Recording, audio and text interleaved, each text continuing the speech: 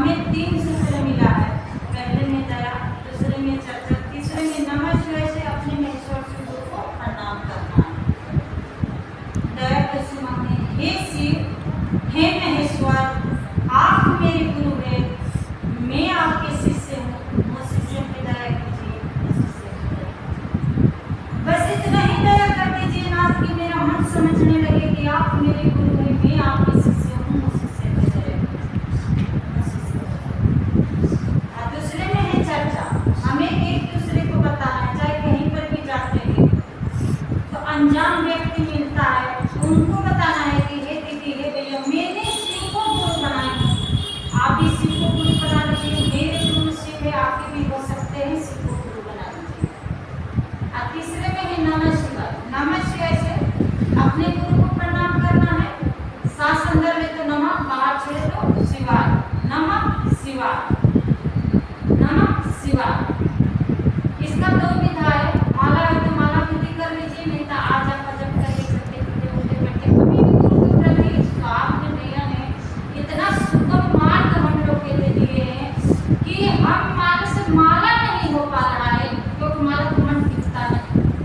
तो हमारे बहुत लोग कहते समय नहीं है, तो हम चलते फिरते उठते बैठते कभी भी जब भी हमारे गुरु के प्रति मन चलता, मन चंचल है, मन रुकता नहीं है, लेकिन उसी मन में शिव के करके ना सांस का स्वर का साथ चल रहा है, माला सांस भी कितनी का सांस अंदर जाए नमः, बाहर छोड़े शिवा, स्वर का जब तक साथ चल रहा है तब तक नमः शिवाय नमः शिवाय।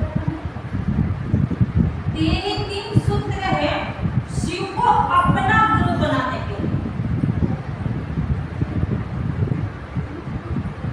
मात्र ये 3 विधा है, साहब ने 3 विधा दी। जैसे कहते हैं ना कि बुढ़ापा का सहारा हमारा लाठी होता है, वैसे शिव को गुरु बनाने के लिए, शिव को शिष्य बनने के लिए 3 सूत्र साहब ने सहाय किए। 3 सूत्र समझिए कि 3 सूत्र कुछ नहीं, लेकिन तीनों सूत्र में विचार में ले आएंगे ना, सोच में तीनों सूत्र में तीनों लोग समाया है। इतना अच्छा मार्ग हम लोग के फिर दोबारा ना जब करना, हम कर ही नहीं सकते, हमारे से हो तो क्या।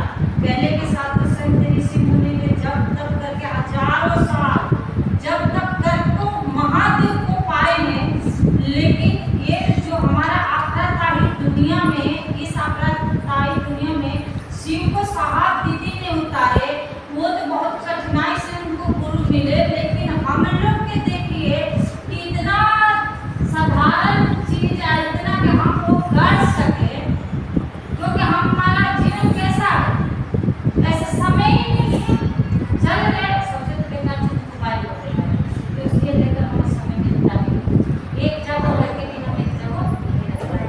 सचमुच कहते हैं, मानव को ये सबका चले हैं, लेकिन उसी में क्या साहब ने बोले कि सब कुछ करते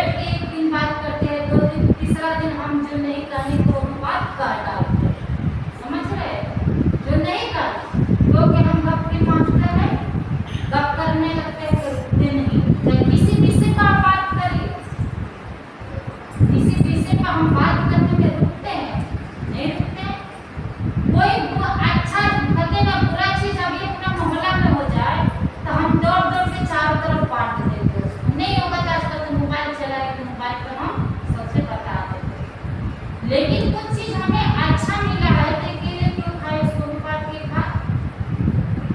तो साहब ने बोले पहला सूत्र बोलता है हे शिव। देखिए इसमें शिव चर्चा में तालीबाजी कोई मजाक बात नहीं है, एक दर्द, एक एहसास, एक अनुभूति है। अब हमारे गुरु भाई बोले ना कि मेरे को माने ऐसा महादेव से अनुभूति मिला, क्या है उसी अनुभूति के एक दूसरे के बीच में रखना है, ताकि उसका भी मन समझे कि शिव गुरु क्या चीज। शिव गुरु नाम का गुरु नहीं, बहुत कमाल का है, सिर्फ एक भगवान के। तो पहला सूत्र कहता है कि हे शिव आप मेरे गुरु, आप मेरे गुरु। मेरे क्या आप जानते हैं? मेरा बेटा जिसमें मेरा जुड़ गया, जो वस्तु मेरा है, मेरा बेटा, मेरा पति, मेरा परिवार, मेरा जो है, जिस हालत में मेरा परिवार वो जरूर करे। हम उनके हैं तो हम परिवार उनके करेंगे। अब देखिए मेरे पति है नहीं का, वो भी सोचता है कि जिस हालत में मैं कमाऊंगा का इतना कमाऊं मेरे बीवी बच्चे ऐसा अपनी जिंदगी जिए। हम सोचते हैं कि जिस हालत में है रेंग रेंग के चलते रहेंगे, तबीयत खराब रहती है, फिर भी सोचते हैं उठ के खाना तो बना के मेरा बच्चा मेरा खाना रहे, परवाह खाना जो मेरा है उसके लिए हम परवाह जरूर करें। तो सोचिए वो महादेव घर घर का बाबा है, सब जानते हैं सदियों से, वो घर घर का, जैसे चंदा मामा घर घर के मामा कहते हैं ना, वो शिव घर घर का बाबा है। हमारे दादा परदादा परदादा जितने जन्म लिए कितना पुश्ता लिया सबका वो बाबा है। लेकिन उस बाबा की प्रॉपर्टी में हम आज सुख भोग रहे हैं ना, जल उनका, धरती उनका, आकाश उनका, पताल उनका, हम ही उनके हैं। हर एक जीव में शिव है। जिस दिन शिव निकल गया हमारे शरीर का मौत कुछ कोई कीमत नहीं, वो प्रेम करते हैं, लेकिन जिस दिन इस आत्मा से परमात्मा निकल जाए शरीर का कोई कीमत नहीं है। 2 मिनट में कहेंगे शमशान के लिए चलो फूक के आ जाओ, इस शरीर का कोई कीमत नहीं है। जब तक इस अंतर आत्मा में शिव बसा है तब तक इस शरीर का कीमत है, इनका कीमत नहीं है। तो घर घर का बाबा है, उनके प्रॉपर्टी में हम सुख भोग रहे हैं, लेकिन उस बाबा के पास में वो ज्ञान का दाता है। आप हमारे ही बच्चे हैं, हम जन्म देने वाली माँ है, संस्कार दे सकते हैं लेकिन ज्ञान नहीं दे सकते। जब तक हमारे पास में सब कुछ उनका है, हमारा जो है उनका है, जो बाबा का प्रॉपर्टी है उनका है, जो हमारे सास ससुर था वो हमारा होगा ही होगा, जो हमारा है वो एक दिन बच्चा का होगा। लेकिन क्या कहते हैं हम हमारे ही बाबा है, हमको पूरा जीवन जी लिया है, हमसे बेहतर वो जिंदगी जीना समझ गए, क्या चीज हमारे लिए अच्छा है, कैसा अनुभव है उनके पास। लेकिन उनकी प्रॉपर्टी तो हम ले लेंगे, लेकिन उनके ज्ञान कैसे लेंगे? जब तक उनके पास बैठ के हम ज्ञान नहीं लेंगे तब तक हमें ज्ञान, उनका प्रॉपर्टी हमारा हो सकता है लेकिन उनका ज्ञान हमारा नहीं हो सकता। तो उस बाबा की प्रॉपर्टी में हम आप सुख भोग रहे हैं, लेकिन उस बाबा के पास में ज्ञान का दाता है। हम आज जब शिव को गुरु बनाए तब असलियत में समझ आए कि जिंदगी क्या चीज है, जिंदगी कैसे जीना चाहिए। ये ज्ञान दे रहे, हमारे पास सब कुछ था लेकिन उस चीज के भोगने के लिए ज्ञान ही नहीं था, तो वो चीज सब बेकार था। आज कुछ भी नहीं है लेकिन कुछ भी चीज अपने घर में हो तो महादेव की दया से आता है, लेकिन महादेव ने ज्ञान देते हैं कि इस चीज को कैसे भोगना। तो यही प्रयास करें कि मेरे गुरु शिव क्या करते हैं, शिव हमारे गुरु क्या करते हैं, भगवान गुरु में अंतर है। भगवान से आप पूजा पाठ करेंगे, प्रार्थना करेंगे तो आप जो मांगेंगे आपकी इच्छा अनुसार को दे देंगे, क्योंकि आप मांग रहे हैं। लेकिन उनको ही गुरु बना लेंगे ना तो जानते हैं आप लाख कोशिश करेंगे, लेकिन जब तक उसके काबिल आप नहीं होंगे, उसके भोगने के उपयोग माने उसको भोगने के लायक नहीं होंगे, तब तक वो चीज नहीं मिलेगी। कभी इच्छा होता है ना कि हमारे बच्चों के क्यों नहीं देखा देखी कहते हैं कि हमारे पड़ोसी के बच्चे गाड़ी चला रहा है, हम अपने बच्चों के क्यों नहीं देखा। उस काबिल है, पैसा है, शोहरत है, दिला सकते दे भी देते, लेकिन उसका परिणाम क्या मिलता है, जाता है लोग के करके आ जाता है।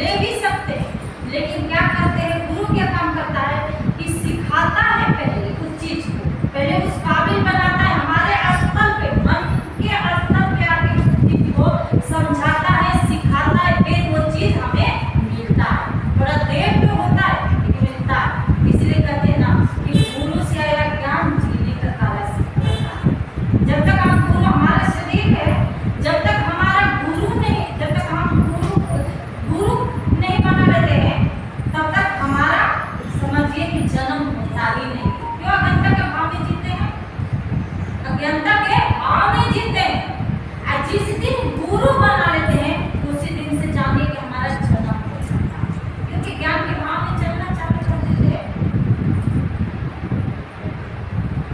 तो देखिए कहते हैं ना कि शिव कैसा है, आदि गुरु, जगत गुरु, विश्व गुरु, गुरुओं के भी गुरु है।